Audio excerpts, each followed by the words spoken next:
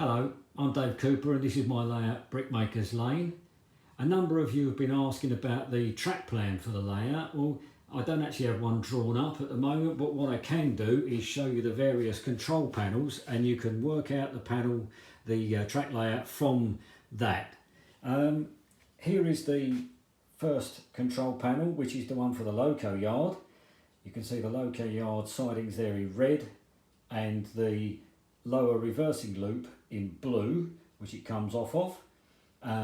That's this area here, and this is the reversing loop coming out of the back scene and running up to the lower part of the main line there. We then come back to the carriage sidings. So you can see the 7 or 8 carriage sidings there in a long line. The 2 lines above are a run round area for any trains that are loco hauled that can be pulled in. The loco detached run round, it can pull back up the head shunt, which is the line on the bottom there on the left, and then be pushed into the carriage sidings. The lower reversing loop comes in here as well. You can see that coming in on the left hand side, so you can work your way from that upper blue line onto the red line or across onto the green. Then we have the 2 control panels for the main line itself.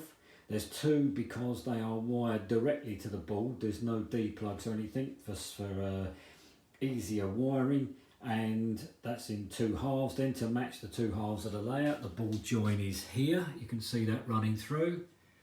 All the tracks across these ball joints have just been laid over the joint using copper pins nailed into the board with the rails soldered to it. That's very, very strong, very easy to do, and doesn't go out of line very easily. But here we are on the panel. You can see the 2 lines going round. It's basically a big oval but laid out in a figure of 8. So you've got your green and red lines going round, with the lower reversing loop going from bottom right to top left, and the upper reversing loop, which is this line here, going through to the back scene on the upper level. We then come to the last panel, which is the goods yard.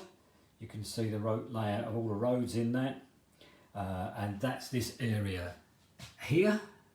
So we'll have roads for coal, general traffic, there's a big warehouse there, there's a milk depot here, and there's a head shunt that runs out in front of the buildings there.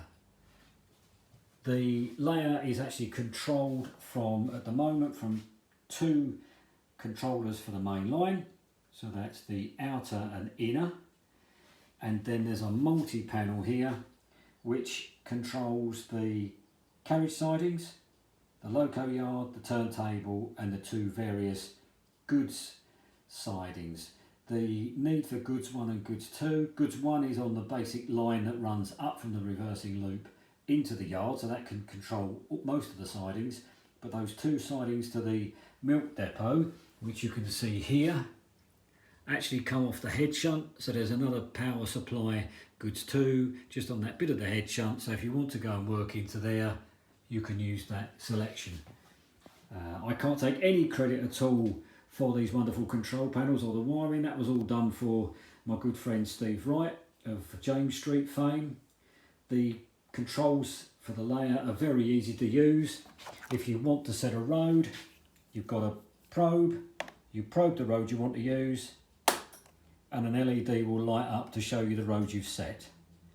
Where you've got a conflicting movement, such as this move here, if I press carriage to violet, which is from here to the reversing loop,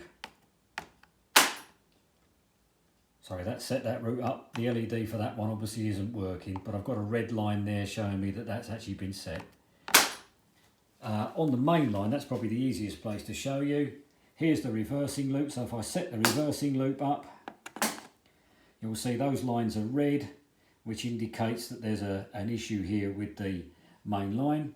So that just gives you a clue. It's not a good route. So if you set back to the green, there's your main route being okay with 2 green LEDs, but you notice there as I did that sets that one flashing because that's actually setting up a conflicting route with this line here. Same thing applies on the back. Set these routes.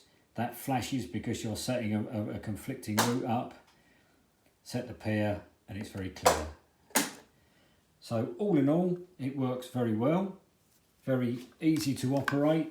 Simple for a person like me, but very complicated if you don't know anything about electrics, which I don't. I'm trying to learn. But yeah, so that's the layout as it is. Hopefully that will give you some clues to the control panels. The next stage is obviously just finishing off the little wiring tweaks. There's only a few little things that need to be done. Then I can get on with the scenics. So thank you for paying attention. Thank you very much.